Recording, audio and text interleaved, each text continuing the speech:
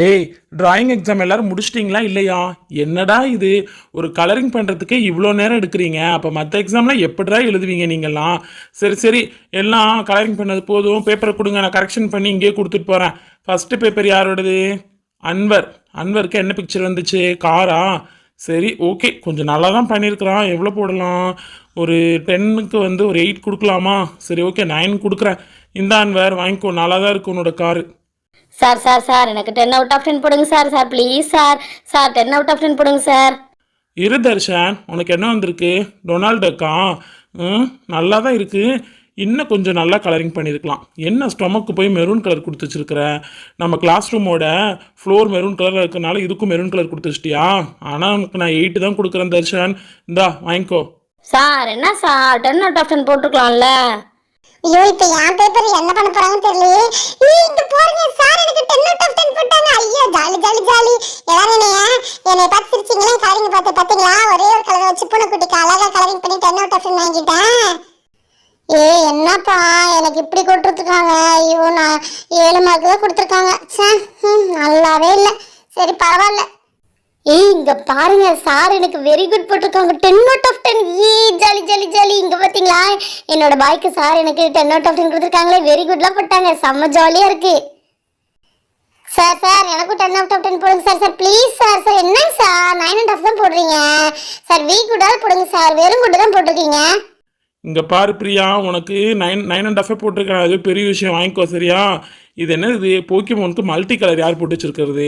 பிங்கியா? Pokemon என்ன multi கலர்லையா வரும்? இது கூட தெரியல உனக்கு. புடி, 10க்கு உனக்கு 5 தான். Sir what is this? எல்லாருக்கும் above 8 மேல போட்டுருக்கீங்க, எனக்கு மட்டும் 5 தான் கொடுத்துருக்கீங்க. This is unfair sir. இங்கே பாருமா, நான் என்ன கொடுக்குறேனோ அதுதான். இது என்னது, இது பூவு? இப்படியா பூக்கும்? பூலாம் ஒரு கலரில் தானே பூக்கும். 7 கலரில் பெயிண்ட் அடிச்சு வச்சிருக்கு பாரு. இந்த பானு தானே. புடி பேப்பர் புடி. ஐயோ எனக்கு என்ன போட போறாங்கன்னு தெரியல. ஐயோ மோட்டு பட்டலுக்கு என்ன 3 தான் போட்டுருக்காங்க. சார் என்னங்க சார்? மோட்டு பட்டல் எபிசோட்லாம் எப்படி பார்ப்பீங்க? அதில் எவ்வளோ அழகாக ட்ரெஸ் பண்ணிட்டு வருவாங்க. அந்த மாதிரி கலரிங் பண்ண தெரியாது. ஓகே, இது நல்லா இருக்கு. இது யாரோட பேப்பரு? மைனாவோட பேப்பரா? இந்த கேர்ளுக்கு நல்லா கலரிங் பண்ணியிருக்கேன். சரி பசங்களா, quarterly exam drawing exam paper correction பண்ணியாச்சு. அம்மா அபி, எல்லாரோட மார்க் எவ்வளோன்னு சொல்லி ஒரு பேப்பரில் நோட் பண்ணி எனக்கு கொண்டு வந்து ஸ்டாஃப் ரூமில் கொடுத்துரு சரியா? Thank you sir. இங்க பாத்தீங்களா எனக்கு 10 அவுட் ஆஃப் 10 வந்திருக்கு. இங்க பாருங்க என்னோட பாய் சாருக்கு ரொம்ப பிடிச்சிருச்சாட்டிங்க. அதனால தான் எனக்கு 10 அவுட் ஆஃப் 10 கொடுத்துருக்காங்களே. அபி உனக்கு மட்டும் 10 அவுட் ஆஃப் 10 கொடுத்துருக்காங்க. வி குட் போட்டுருக்காங்க. எனக்கும் 10 அவுட் ஆஃப் 10 தாண்டி கொடுத்துருக்காங்க. ஆனா வி குட் போடவே இல்லை பாரு. சரி விடு விடு, அடுத்த எக்ஸாமுக்கு படிக்கலாம் சரியா? அங்க பாரு என்ன தமிழ் மிஸ் வந்துட்டு இருக்காங்க. Good afternoon miss. Good afternoon பசங்களா. என்ன டிராயிங் எக்ஸாம் நடந்ததா?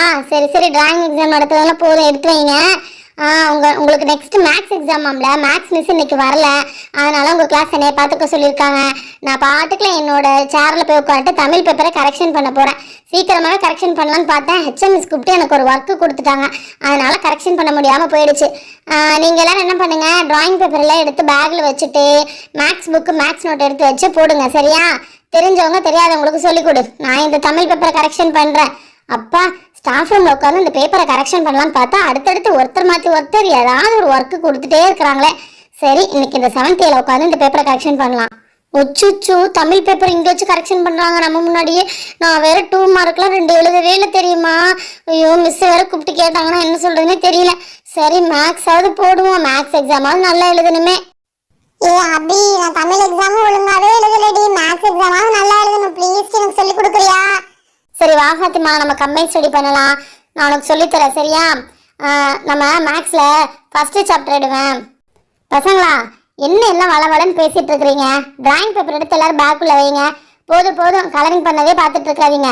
அடுத்து மேக்ஸ் மிஸ் வந்து கேட்டாங்கன்னா என்ன எதோ திட்டுவாங்க. பார்த்துக்க சொல்லி என்னை அனுப்பியிருக்காங்கல்ல, கிளாஸ் பத்திரமா பார்த்துக்கணும்ல. எல்லோரும் மேக்ஸ் எடுத்து போடுங்க. சரி, இவங்க மேக்ஸ் போட்டுட்டு இருக்கட்டும், நம்ம பேப்பரை கரெக்ஷன் பண்ணலாம். 8, 9, 10 பேப்பர் இருக்குது. சீக்கிரமாக கரெக்ஷன் பண்ணி முடிச்சிடணும் இந்த பீரியட் முடியறதுக்குள்ள. ஃபஸ்ட்டு யாரோட பேப்பர் இருக்குது? ஃபஸ்ட்டு தர்ஷனோட பேப்பர் தான் இருக்குது. தர்ஷன் என்ன எழுதியிருக்கான்? 1 மார்க் 2 மார்க் இதெல்லாம் கரெக்டாக இருக்குது. ரெட் பென் கொடுப்பா. மிஸ் இந்தாங்க மிஸ். ஓகே, இதெல்லாம் கரெக்டாக தான் எழுதியிருக்கான் தர்ஷன். பரவாயில்லையே, நல்லா கலரிங்லாம் நல்லா பண்ணியிருக்கான், நல்லா எழுதியிருக்கான் தமிழில். திருக்குறள் செய்தி கூட கரெக்டாக எழுதியிருக்கான். என்னது தமிழ் இலக்கணம் என்றால் என்ன? என்னது தமிழ் இலக்கணம் கொஷின் வரைக்கும் திருத்திட்டாங்களா? ஆஹா, இந்த கொஷினுக்கு நம்ம எழுதின ஆன்சரை படிச்சாங்கன்னா மிஸ் அவ்வளோதான். தர்சனே மிஸ் வீட்டில் இருக்கிறப்ப கரெக்ஷன் பண்ணுவாங்கன்னு பார்த்தா நம்ம முன்னாடியே உட்காந்து கரெக்ஷன் பண்ணிட்டு இருக்கிறாங்களே. பஸ் அம்மா மாட்டணும் இன்னைக்கு மிஸ் கிட்ட.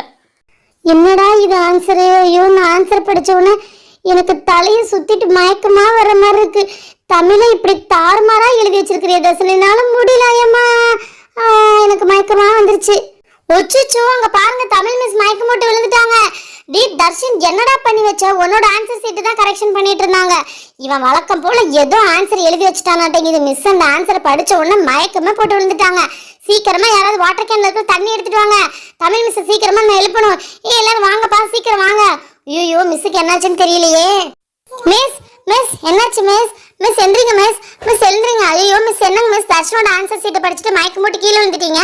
மிஸ் எழுந்திரிங்க மிஸ். மிஸ் இங்க பாருங்க, நான் தான் அபி. மிஸ் எழுந்திரிங்க மிஸ். மிஸ் என்னாச்சு மிஸ்? அம்மா, நான் படிச்ச தமிழே எனக்கு மறந்து போயிடும் போல இருக்கே. செந்தமிழ் கூட வேணாண்டா, ஏதாவது படிச்சதாவது எழுதலாம்ல. என்னடா தர்ஷன் இப்படி ஒரு ஆன்சர் சீட் எழுதி வச்சிருக்கிற? நானும் எத்தனை வருஷம் எத்தனை ஸ்கூல்ல ஒர்க் பண்ணியிருக்கிறேன், எவ்வளோ கிளாஸ் ரூமுக்கு போயிருக்கிறேன். ஆனால் ஒன்ன மாதிரி ஒரு ஸ்டூடெண்ட்டை நான் பார்த்ததே இல்லை தர்ஷன். தமிழ் இலக்கணத்துக்கு என்னடா ஆன்சர் எழுதி வச்சிருக்க? என்னால் முடியல இதை படிச்சுட்டு. எனக்கு நெஞ்சு வலியே வந்துடும் போல இருக்கு. தமிழ் எக்ஸாம் எழுதுடான்னு சொன்னா தமிழ் எக்ஸாமை தாறுமாறா எழுதி வச்சிருக்கிற.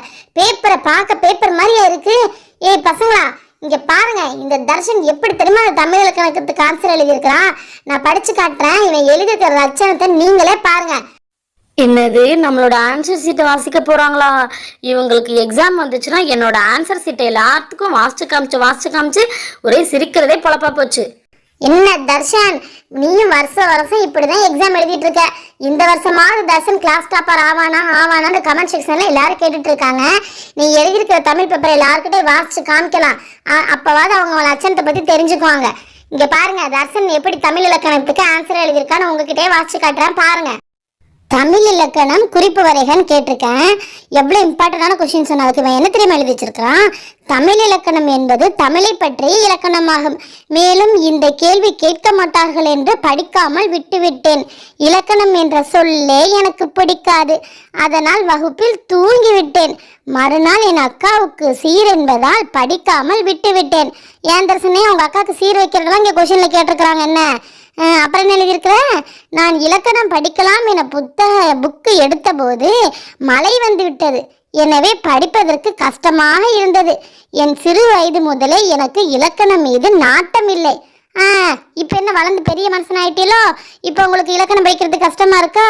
அப்புறம் என்ன எழுதி வச்சிருக்க? எல்லோரும் சொல்வார்கள் இலக்கணம் படிப்பதற்கு மிகவும் எளிது என்று.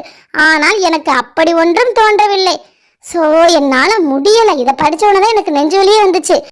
அதுக்கு கீழே என்னமோ 2-3 லைன் எழுதியிருக்கான். அவன் என்ன எழுதியிருக்கான் அப்படிங்கிறது அவனுக்கு தான் தெரியும். படிக்கிறவங்க யாருக்காவது புரிஞ்சுன்னா என்னன்னு சொல்லுங்க. சரியா? இது என்னன்னே எனக்கு புரியலை. இது நடந்திருக்கிறது சொன்னால் பேப்பர் பத்தாதான். பல நிகழ்வுகள் நடந்திருக்கிறது, எல்லாத்தையும் சொன்னால் பேப்பர் பத்தாது.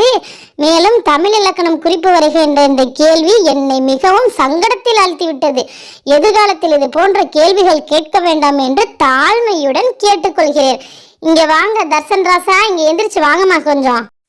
Miss no miss. நோ மிஸ்ஸும் இல்லை, எஸ் மிஸ்ஸும் இல்லை. ஏண்டா உன்னை கொஷின் எழுதுறான்னு சொன்னா வந்த கதை போன கதை என்னென்ன எழுதி வச்சிருக்க? நீ நாளைக்கு வர்றப்ப உங்க அம்மாவோட வரணும், இல்லைன்னு வச்சுக்க.